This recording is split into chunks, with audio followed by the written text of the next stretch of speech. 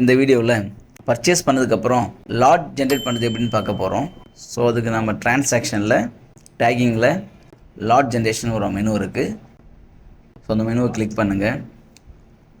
இங்கே supplier name நம்ம already purchase பண்ணுறது ஏபிசி சப்ளையர். ஸோ ஒரு ஸ்லாஷ் கீ கொடுத்தீங்கன்னாக்கா லிஸ்ட்டு வந்துடும். ஏபிசி சப்ளையர் செலக்ட் பண்ணிக்கோங்க, என்ட்ரு பண்ணுங்கள். ஸோ என்ன ஐட்டம் நம்ம இப்போ லாட் ஜென்ரேட் பண்ண போகிறோம் அப்படின்னா, இதில் வந்துட்டு நமக்கு ஜென்ஸ் பிராஸ்லெட் அப்படிங்கிற ஐட்டம் இருக்குது. ஸோ அந்த ஐட்டத்துக்கு நம்ம லாட் ஜென்ரேட் பண்ணுறோம். ஸோ இது எத்தனை பீஸ் நம்மள இருக்குது அப்படின்னா ஒரு 10 பீசஸ் இருக்குது. ஸோ டோட்டல் வெயிட் வந்து ஒரு 250 கிராம்ஸ். நமக்கு வந்த டச்சு 97 டச். ஸோ நரேஷன் எதாவது தேவைன்னா நம்ம இங்கே ஃபில் பண்ணிக்கலாம். ஸோ அதுக்கு தான் கொடுத்துருக்கோம். ஸோ நீங்கள் எந்த இன்ஃபர்மேஷனும் நரேஷனில் கொடுத்துக்கலாம்.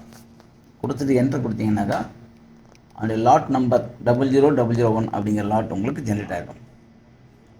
என்ட்ரு கொடுங்க, சேவ் ஆகிடுச்சு. தேங்க்யூ.